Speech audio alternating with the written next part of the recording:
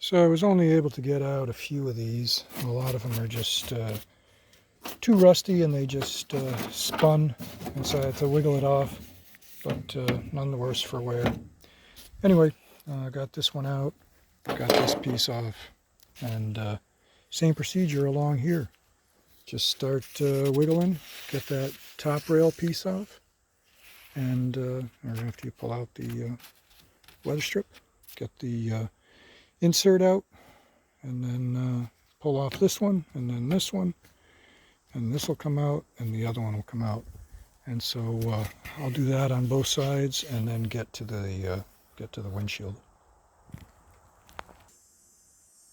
So okay, since you're going to be taking out the windshield in order to get this out, because it's screwed underneath there, this is a great tool to have, and that just kind of flops in there.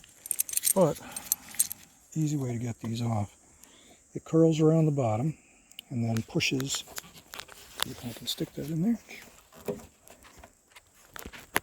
It pushes. You just push down and squeeze, and as you do, it pulls the arm out of the serrated stud. Voila. So for these, there's a slot on either side, and it holds all this in place. You don't really need to take this off to get this out, but well, actually you do. Anyway, there's a guy on eBay who sells the tool for this. It's supposed to be 1956 to 66. It does not work. The reason is that there is a groove on the inner surface that he didn't machine out that doesn't allow it to fit over the stud of this. And he gave me my money back and didn't really want to provide one that actually worked, even though he's still advertising them, saying that they work for Cadillac. So the age-old workaround is to get in there with a pair of needle nose and carefully press down and work it out, and then take this off. We'll get to that. So just to say, with that off, those are the three pieces that you have.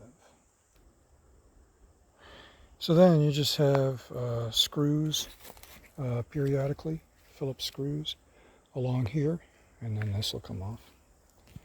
Let's do that. Got a screw, a small bolt up underneath on either end.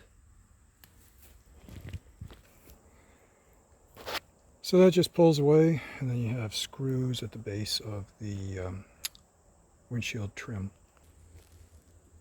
So there's about 8 screws across there, little holes here. And then on the ends, there's 5/16 nuts, because the zombie apocalypse might just break this off of here or something, who knows. Okay, so there's 10 screws and 2 bolts, because who knows.